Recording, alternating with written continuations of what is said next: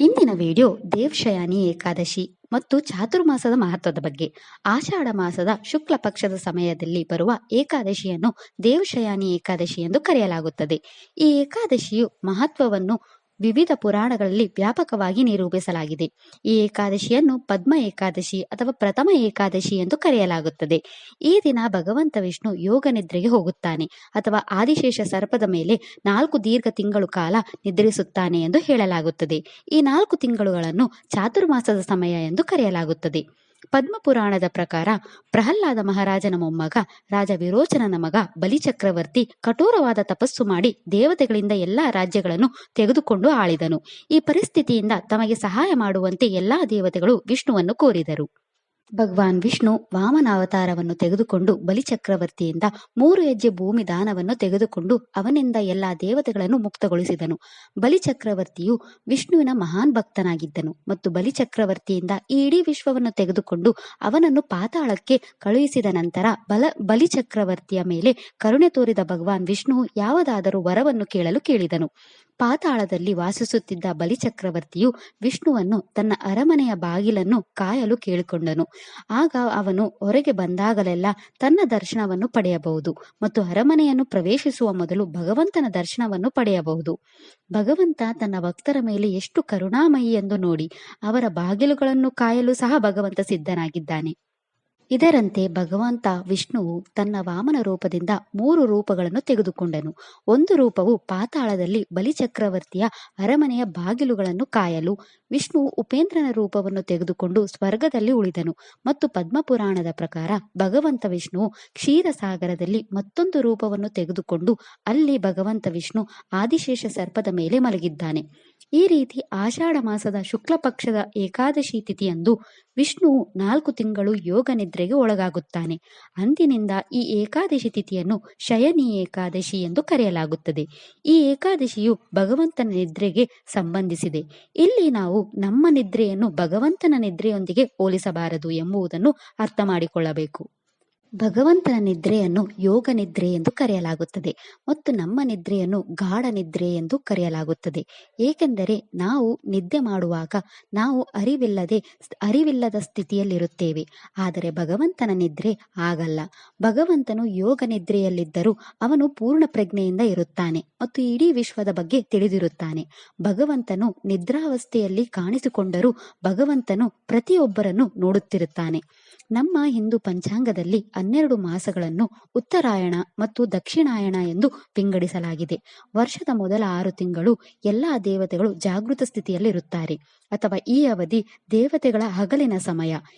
ಇದನ್ನು ಉತ್ತರಾಯಣ ಅವಧಿ ಎಂದು ಕರೆಯಲಾಗುತ್ತದೆ ಮತ್ತು ವರ್ಷದ ಮುಂದಿನ 6 ತಿಂಗಳುಗಳು ದೇವತೆಗಳಿಗೆ ರಾತ್ರಿಯ ಸಮಯ, ಅಂದರೆ ದೇವತೆಗಳು ನಿದ್ರಿಸುತ್ತಾರೆ. ಈ ಅವಧಿಯನ್ನು ದಕ್ಷಿಣಾಯನ ಎಂದು ಕರೆಯಲಾಗುತ್ತದೆ.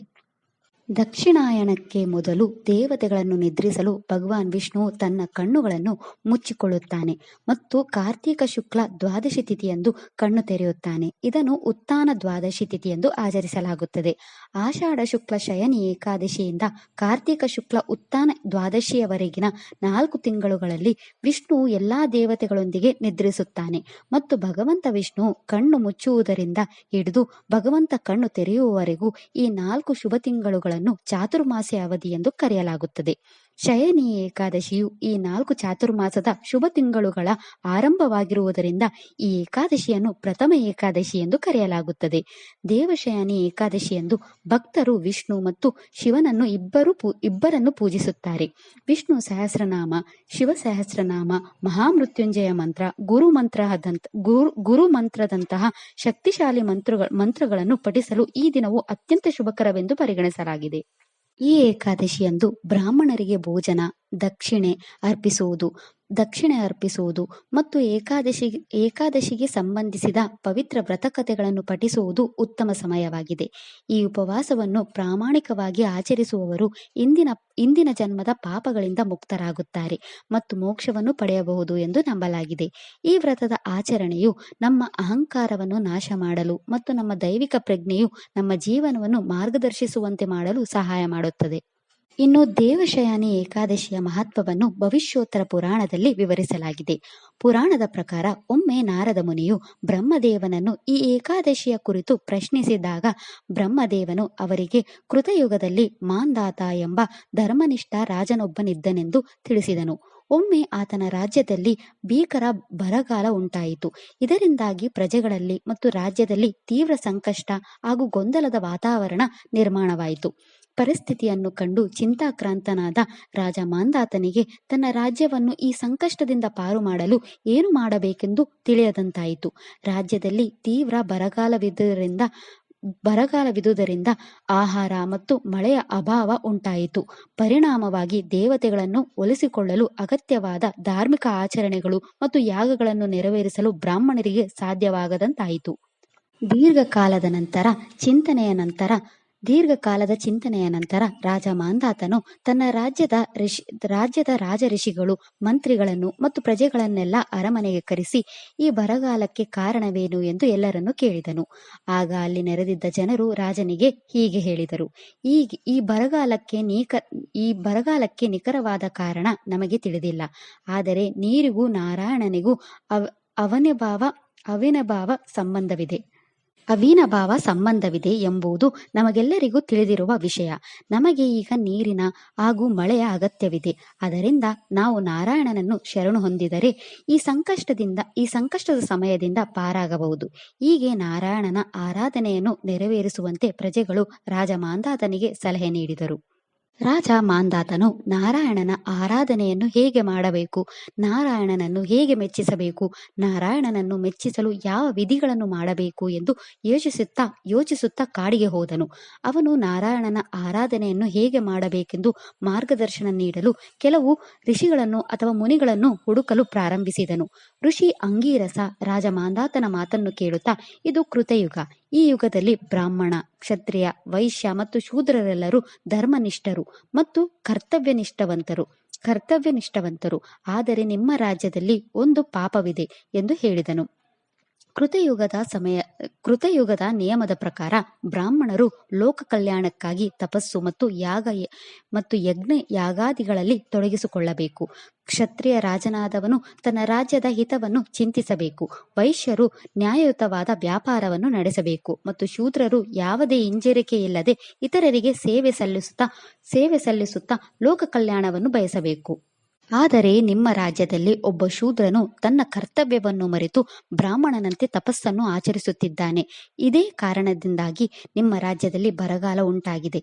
ಧರ್ಮಕ್ಕೆ ವಿರುದ್ಧವಾಗಿ ನಡೆಯುವವರನ್ನು ರಾಜನಾದವನು ಶಿಕ್ಷಿಸಲೇಬೇಕು. ಅದರಿಂದ ಆ ಶೂದ್ರನಿಗೆ ಶಿಕ್ಷೆ ವಿಧಿಸಿ ಎಂದು ಅಂಗೀರಸ ಋಷಿಗಳು ರಾಜ ಮಾಂಧಾತನಿಗೆ ಹೇಳಿದರು. ಇದನ್ನು ಕೇಳಿದ ರಾಜ ಮಾಂಧಾತನು ಆ ಶೂದ್ರನು ಯಾವುದೇ ಪಾಪಕೃತ್ಯವನ್ನು ಮಾಡುತ್ತಿಲ್ಲವಾದ್ದರಿಂದ ತಾನು ಅವನನ್ನು ಶಿಕ್ಷಿಸಲು ಸಾಧ್ಯವಿಲ್ಲವೆಂದು, ಬದಲಾಗಿ ಈ ಸಮಸ್ಯೆಗೆ ಬೇರೆ ಪರಿಹಾರವನ್ನು ತಿಳಿಸುವಂತೆ ಋಷಿಗಳಲ್ಲಿ ವಿನಂತಿಸಿದನು. ಆಗ ಅಂಗೀರಸ ಋಷಿ ರಾಜ್ಯದಲ್ಲಿ ಸಮೃದ್ಧಿ, ಉತ್ತಮ ಮಳೆ ಮತ್ತು ಉತ್ತಮ ಬೆಳೆ ಲಭಿಸುವಂತಾಗಲು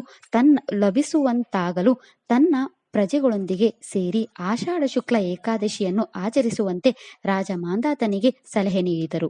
ಋಷಿಗಳ ಮಾತಿನಂತೆ ರಾಜ ಮಾಂಧಾತನು ತನ್ನ ಪ್ರಜೆಗಳೊಂದಿಗೆ ಸೇರಿ ದೇವಶಯನಿ ಏಕಾದಶಿಯನ್ನು ಆಚರಿಸಿದನು ಮತ್ತು ಇದರ ಫಲವಾಗಿ ಅವನ ರಾಜ್ಯದಲ್ಲಿ ಉತ್ತಮ ಮಳೆ ಹಾಗೂ ಸಮೃದ್ಧವಾದ ಬೆಳೆ ಲಭಿಸಿತು. ಈ ಏಕಾದಶಿ ವ್ರತಕ್ಕೆ ಸಮಾನವಾದ ವ್ರತವಿಲ್ಲ ಎಂದು ಬ್ರಹ್ಮದೇವನು ನಾರದನಿಗೆ ಹೇಳುತ್ತಾನೆ. ಏಕಾದಶಿ ವ್ರತವು ನಮ್ಮ ಎಲ್ಲ ಪಾಪ ಕರ್ಮಗಳನ್ನು ನಾಶ ಮಾಡುವ ಏಕೈಕ ವ್ರತವಾಗಿದೆ. ಈ ದೇವಶಯನಿ ಏಕಾದಶಿಯಂದು ನಾವು ವಿಷ್ಣುವಿನ ವಾಮನ ಸ್ವರೂಪವನ್ನು ಪೂಜಿಸಬೇಕು ಮತ್ತು 4 ತಿಂಗಳುಗಳ ಕಾಲ ನಿದ್ರಿಸುತ್ತಿದ್ದ ಭಗವಂತನ ನಿದ್ರೆಯ ಈ 4 ತಿಂಗಳ ಅವಧಿಯನ್ನು ಚಾತುರ್ಮಾಸ ಎಂದು ಕರೆಯಲಾಗುತ್ತದೆ.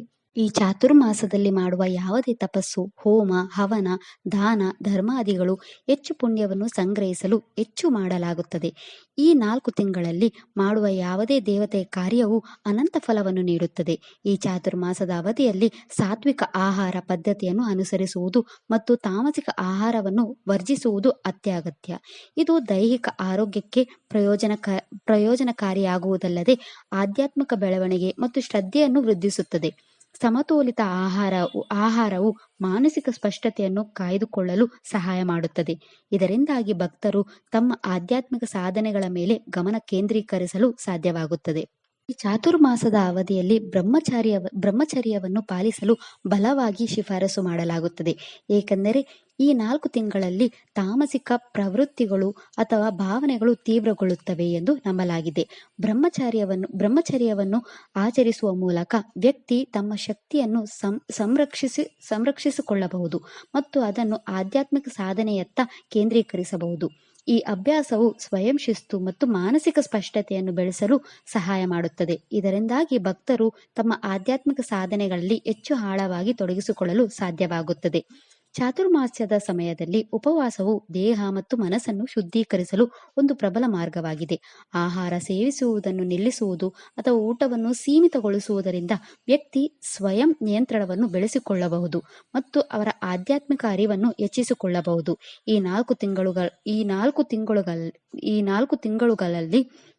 ಈ 4 ತಿಂಗಳುಗಳಲ್ಲಿ ಶುಭ ದಿನಗಳು ಮತ್ತು ಹಬ್ಬಗಳು ಅಥವಾ ವ್ರತಗಳ ಸಮಯದಲ್ಲಿ ಭಕ್ತರು ಉಪವಾಸವನ್ನು ಆಚರಿಸಲು ತುಂಬಾ ಪುಣ್ಯಕರ ಎಂದು ಹೇಳಲಾಗುತ್ತದೆ.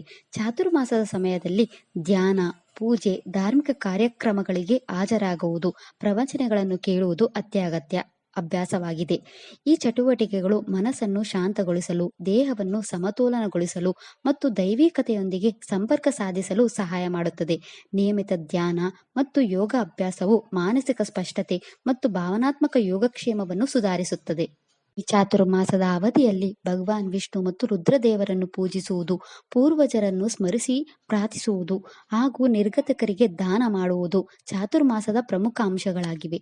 ಬಡವರು ಮತ್ತು ನಿರ್ಗತಿಕರಿಗೆ ದಾನ ಮಾಡುವುದರಿಂದ ನಿಸ್ವಾರ್ಥತೆ ಹಾಗೂ ದಯೆಯ ಭಾವನೆ ಬೆಳೆಯುತ್ತದೆ. ಈ ಸಮಯದಲ್ಲಿ ದೈವಿಕ ಆರಾಧನೆಯು ವಿಶ್ವ ಮತ್ತು ಅದರ ಲಯಗಳೊಂದಿಗೆ ಆಳವಾದ ಸಂಪರ್ಕವನ್ನು ಬೆಳೆಸಲು ಸಹಕಾರಿಯಾಗಿದೆ. ಆಧ್ಯಾತ್ಮಿಕ ಬೆಳವಣಿಗೆ ಚಾತುರ್ಮಾಸದ ಅವಧಿಯಲ್ಲಿ ಶಿಸ್ತುಬದ್ಧ ಜೀವನವನ್ನು ನಡೆಸುವುದು ಅತ್ಯಗತ್ಯ. ಈ ಚಾತುರ್ಮಾಸದ ಅವಧಿಯಲ್ಲಿ ಯಾವುದೇ ಶುಭ ಕಾರ್ಯಗಳಾದ ಭೂಮಿ ಪೂಜೆ, ನಾಮಕರಣ, ನಿಶ್ಚಿತಾರ್ಥ, ವಿವಾಹ, ಗೃಹ ಪ್ರವೇಶ ಮತ್ತು ಉಪನಯನದಂತಹ ಶುಭ ಕಾರ್ಯಗಳನ್ನು ಮಾಡದಿರುವುದು ಸೂಕ್ತವೆಂದು ಪರಿಗಣಿಸಲಾಗಿದೆ. ಏಕೆಂದರೆ ಇವು ಪ್ರತಿಕೂಲ ಫಲಿತಾಂಶಗಳನ್ನು ನೀಡುತ್ತವೆ ಎಂದು ನಂಬಲಾಗಿದೆ. ಬದಲಾಗಿ ಈ ಅವಧಿಯು ಆಧ್ಯಾತ್ಮಿಕ ಬೆಳವಣಿಗೆ, ಆತ್ಮಾವಲೋಕನ ಮತ್ತು ಭಕ್ತಿಗೆ ಹೆಚ್ಚು ಸೂಕ್ತವಾಗಿದೆ. ಚಾತುರ್ಮಾಸದ ಈ 4 ತಿಂಗಳುಗಳಲ್ಲಿ ಸಾಮಾನ್ಯವಾಗಿ ವಿವಾಹಗಳು ಮತ್ತು ಹೊಸ ವ್ಯವಹಾರಗಳ ಆರಂಭದಂತಹ ಶುಭ ಕಾರ್ಯಗಳು ನಡೆಸಲಾಗುವುದಿಲ್ಲ. ಬದಲಾಗಿ ಭಕ್ತಿ, ಆತ್ಮಶಿಸ್ತು ಮತ್ತು ಆಂತರಿಕ ಬೆಳವಣಿಗೆಯತ್ತ ಗಮನ ಹರಿಸಲಾಗುತ್ತದೆ. ಈ ಚಾತುರ್ಮಾಸದ ಸಮಯದಲ್ಲಿ ಉಪವಾಸ ಅಥವಾ ಧ್ಯಾನವನ್ನು ಆಚರಿಸುವವರು ಪ್ರಯಾಣವನ್ನು ತಪ್ಪಿಸಿ ಶಾಂತಿಯುತ, ಶಿಸ್ತುಬದ್ಧ ಜೀವನ ಶೈಲಿಯನ್ನು ಕಾಪಾಡಿಕೊಳ್ಳಲು ಸೂಚಿಸಲಾಗಿದೆ. ಈ ಅವಧಿಯಲ್ಲಿ ಪ್ರಾಮಾಣಿಕತೆ, ಸಮಗ್ರತೆ ಮತ್ತು ಸತ್ಯತೆಯನ್ನು ಬೆಳೆಸಿಕೊಳ್ಳುವುದು ಅತ್ಯಗತ್ಯ. ಕೆಟ್ಟದಾಗಿ ಯೋಚಿಸುವುದು, ಕೆಟ್ಟ ಕೆಲಸಗಳನ್ನು ಮಾಡುವುದು ಮತ್ತು ವಂಚನೆಯನ್ನು ತಪ್ಪಿಸುವುದು ಅತ್ಯಗತ್ಯ. ಭಕ್ತಿ ಮತ್ತು ಶಿಸ್ತಿನಿಂದ ಚಾತುರ್ಮಾಸ ಆಚರಿಸುವುದರಿಂದ ಆಧ್ಯಾತ್ಮಿಕ ಬೆಳವಣಿಗೆ ಮತ್ತು ಭಗವಾನ್ ನಾರಾಯಣನ ಆಶೀರ್ವಾದವನ್ನು ಪಡೆಯಲು ನಮಗೆ ಸಹಾಯವಾಗುತ್ತದೆ.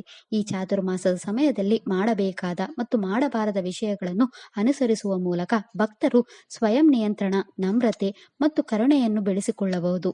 ದೈವಿಕತೆಯೊಂದಿಗೆ ತಮ್ಮನ್ನು ತಾವು ಜೋಡಿಸಿಕೊಳ್ಳಬಹುದು. ಈ ಪವಿತ್ರ ಅವಧಿಯನ್ನು ಅಳವಡಿಸಿಕೊಳ್ಳುವ ಮೂಲಕ ವ್ಯಕ್ತಿ ವಿಷ್ಣುವಿನೊಂದಿಗೆ ತಮ್ಮ ಸಂಪರ್ಕವನ್ನು ಗಾಢವಾಗಿಸಿಕೊಳ್ಳಬಹುದು ಮತ್ತು ಆಂತರಿಕ ರೂಪಾಂತರವನ್ನು ಅನುಭವಿಸಬಹುದು. ಅಂತಿಮವಾಗಿ ಹೆಚ್ಚು ಸಾಮರಸ್ಯ ಮತ್ತು ಉದ್ದೇಶಪೂರ್ವಕ ಜೀವನಕ್ಕೆ ಕಾರಣವಾಗಬಹುದು. ಇದಿಷ್ಟು ದೇವಶಯನಿ ಏಕಾದಶಿಯ ಮತ್ತು ಚಾತುರ್ಮಾಸದ ಮಹತ್ವದ ಬಗ್ಗೆ. ಹರೇ ಶ್ರೀನಿವಾಸ. ಈ ವಿಡಿಯೋ ಇಷ್ಟ ಆದರೆ ಲೈಕ್ ಮಾಡಿ, ಶೇರ್ ಮಾಡಿ ಮತ್ತು ಚಾನಲ್ ಸಪೋರ್ಟ್ ಮಾಡೋಕೆ ಸಬ್ಸ್ಕ್ರೈಬ್ ಮಾಡಿ. ಧನ್ಯವಾದಗಳು.